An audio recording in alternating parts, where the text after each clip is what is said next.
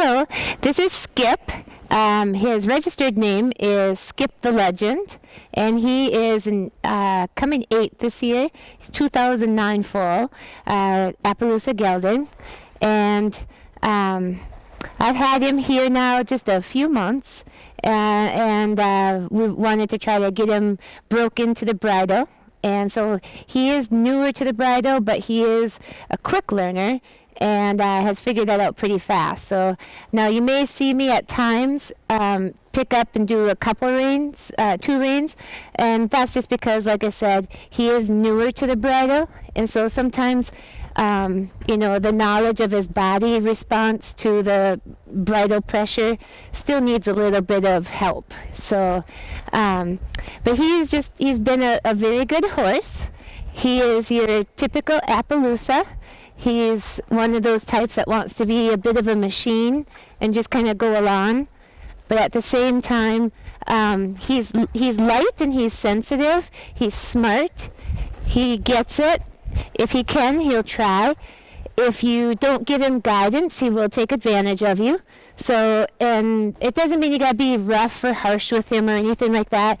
It just means that you have to have a game plan. So like when I'm out here, I want to turn here, I tell him turn.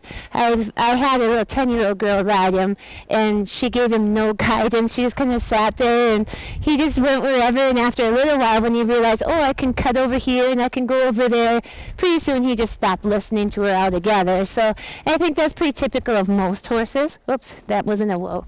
Of most horses. And so you just gotta know how to be a leader. That's all it is. And just give him direction and tell him. So when I'm working this, I'm just asking his shoulders to come back around, collect around a little bit. And I have just tiny little ball spurs on, and they're little short stemmed ones because I use mostly just my leg. And I use the spur a little bit, but not very hard. So most of his stuff, he goes without spurs as well.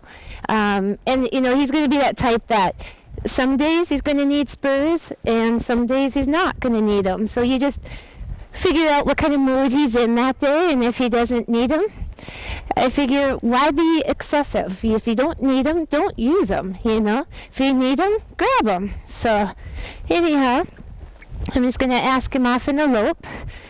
Here. We're working on our transitions into the lope, transitions into the trot, transitions up and down. Those are the things that we're working on.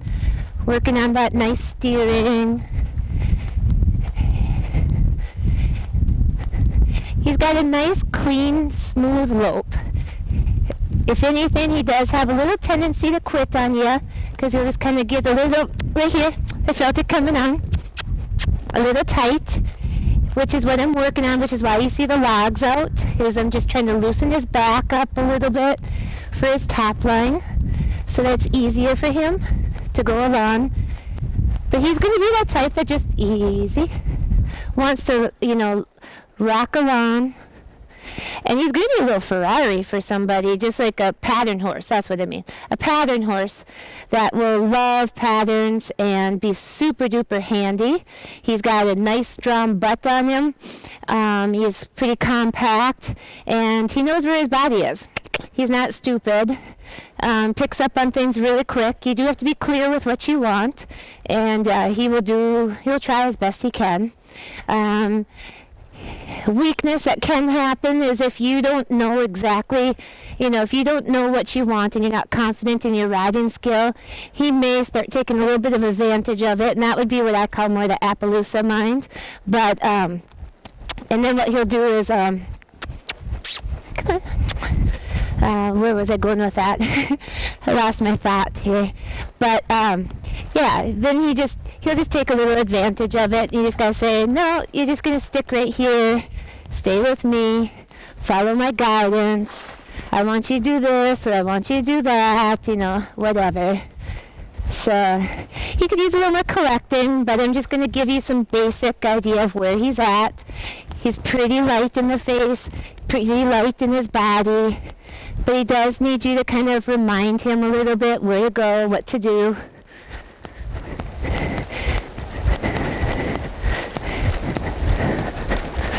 Easy. They kind of got a little bit ahead of me. I decided I'm going to bring him down and make him bring his shoulders across. This is an area where I'm making him do kind of walk around pivots right now, building up into more of a pivot because he wants to either step back through his pivot or twirl around and swing his hips and lock his shoulders. There we go. Good. So, and I want him to walk the shoulders around the hips. And so I'm doing as tight of a little walking pivot as I can before I actually let him pivot. No, keep walking. I know you're willing to do a pivot this way. He's a little bit tighter the other way, bringing his right shoulder across, but that's just a matter of working on that a little bit more. And let's go ahead and lope. Good boy.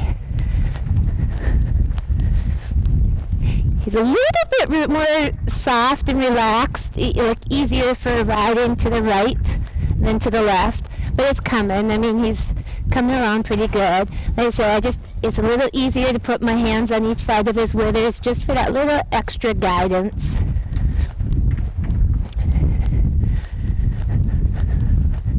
And to bring him down, good boy. He needs to be a little more in the back end, not quite so much in the head. So you can see I'm going to bring him down. I'm going to just do some walking pivot here. And he's kind of planting it. I can't fault him for being good about that. But now this way I'm going to just pivot him a little bit more. This will just kind of gather his body together in a less head-on way. A little more indirect way, while I continue to work with the flexion of his back, rib cage, base neck, that kind of stuff. Stretching his shoulder muscle. Oh, there you go. He just relaxed down into it.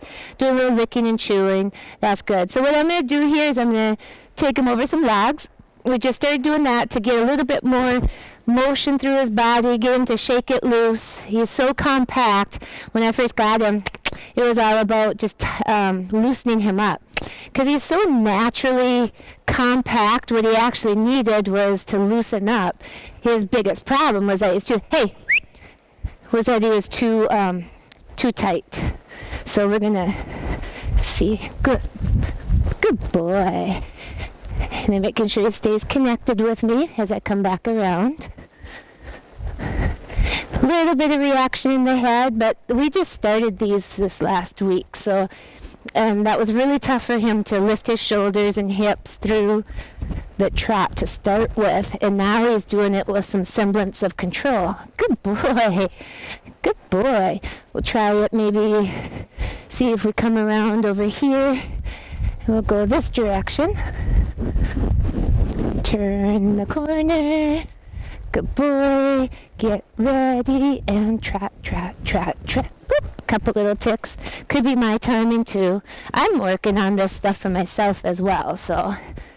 But anyhow, that is who this guy is. Ooh.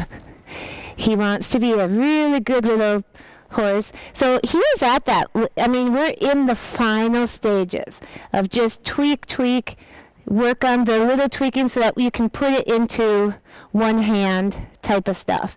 But, you might need that other hand just to help out while he's connecting. So if you feel pretty confident, he's got the really strong base. He's 3/4 of the way there. He knows how neck rein move off your leg. He's starting to go over trot lags. He's got the pivot to the right, little, rusty yet to the left, but that'll come as you keep practicing with that. Right lead is his easier one to ride. Left lead is coming. They're very, very close, and he'll be ambidextrous once you're done with him, as long as you're ambidextrous. So, all right. Well, if you are interested in him, please give us a call at 218-251-2470. Thank you.